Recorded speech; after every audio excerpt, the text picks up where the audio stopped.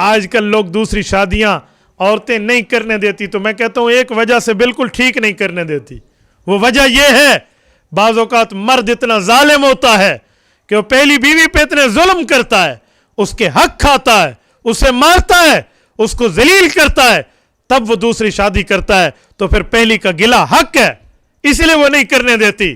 کیوں بھائی؟ اگر آپ نے دوسری شادی کی ہے تو جو پہلی بیوی ہے اس کے حق متاثر نہ ہو، اس کا دل نہ ٹوٹے، اس کے حقوق متاثر نہ ہو، اس پہ تیرا ہاتھ اٹھانے کی ترتیب نہ بنے. چلو دوسری چھوڑو، میں تو کسی بیوی کے اوپر مارنے کا قائل نہیں ہوں. میں کہتا ہوں وہ مرد کیا جو اپنی بیویوں پر ہاتھ اٹھا کر ظلم کرے.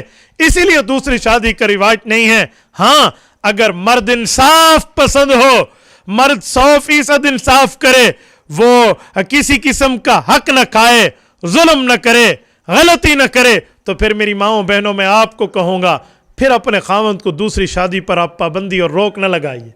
وہ حق دے گا تو اللہ سے ڈرنے والا ہے تو وہ حق ضرور دے گا.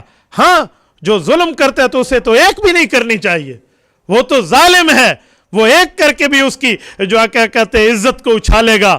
لیکن دوسری شادی ہو تو پہلی کی عزت برقرار ہو.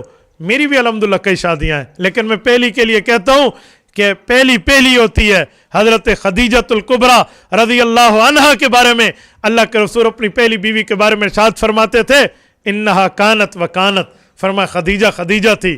اسی لیے معاملہ یہ ہوتا ہے کہ بندہ برابری کی بنیاد پہ کرے.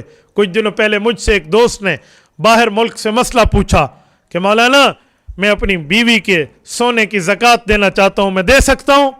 تو میں نے اس سے پوچھا کہ تیری بیوی کے پاس کتنا سونا ہے؟ تو اس نے کہا جی اتنا. تو میں نے کہا جی ٹھیک ہے، سونا چاندی اتنا زکوٰۃ ہے، آپ دے دیں. تو کہتے جی ٹھیک ہے میں دے دوں گا.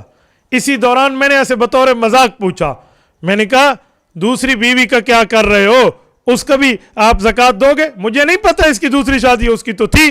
مجھے کہتے ہیں ہاں وہ اس کی زکوٰۃ میں نہیں دیتا، وہ خود دے گی. میں نے کہا وہ دوسری ہے یا پہلی؟ کہتے ہیں پہلی ہے. تو میں نے کہا پہلی بیوی کے زیورات کی زکوٰۃ تو نہیں دے رہے، دوسری بیوی کے زیورات کی زکوٰۃ تم دے رہے ہو، تو پہلی کی کیوں نہیں دیتے؟ کہتے ہیں وہ میرے سامنے اونچا بولتی ہے. تو میں نے کہا عورت کے پاس ہوتی تو ایک زبان ہی ہے، وہ اونچا ہی بولے گی تو یہ برداشت کر جا، باقی معاملات ٹھیک ہوں گے. تو میں نے ان کو سمجھایا، الحمدللہ وہ مان گئے. تو میری ماؤں بہنوں میں آپ سے بھی ایک گزارش کروں گا، اگر آپ کا خاوند حقوق کی پابندی کرتا ہے، اگر آپ کا خاوند معاملات ٹھیک رکھتا ہے، تو پھر آپ دوسری شادی پہ روک مت لگائیے. اور میں ایک جملہ مزید کہتا ہوں، بعض اوقات ایسا ہوتا ہے کہ عورتیں کہتی ہیں دوسری شادی نہ کرو، لیکن وہ پہلے اپنے خاوند سے لڑتی ہیں، جھگڑتی ہیں، روز کوئی نہ کوئی ڈرامہ ہوتا ہے، تو پھر وہ اس وجہ سے دوسری کرتا ہے. لوگ کہتے ہیں نا دوسری نہ کریں، تو میں کہتا ہوں پہلی کہتا ہوں اتنی محبت دو، اتنا پیار دو کہ پھر وہ کسی کا نام نہ لے. لیکن اگر آپ معاملات ٹھیک نہیں رکھتی تو پھر اپنے حقوق کے مطالبات بھی رکھیں اور باقی معاملے بھی رکھیں. اس طرح ایک واقعہ آیا کہ ایک مرد نے شادی کی تو اس کی بیوی کہنے لگی میرا حق ہے، علیحدہ گھر دو، میں نہیں رہتی تیرے ماں باپ کے ساتھ. تو وہ ہم جیسے کسی سر پھرے کے پاس آیا، انہوں نے کہا مفتی صاحب میری بیوی کہتی ہے میں عالمہ، فاضلہ، مفتیہ، محدثہ، مفسرہ ہوں، مجھے سب کچھ آتا جاتا ہے دین کے مسئلوں کے بارے میں، لہٰذا جاؤ مفتیوں سے پوچھ لو کہ عورت کو علیحدہ گھر دینا مرد کا حق ہے، لہٰذا مجھے علیحدہ گھر چاہیے.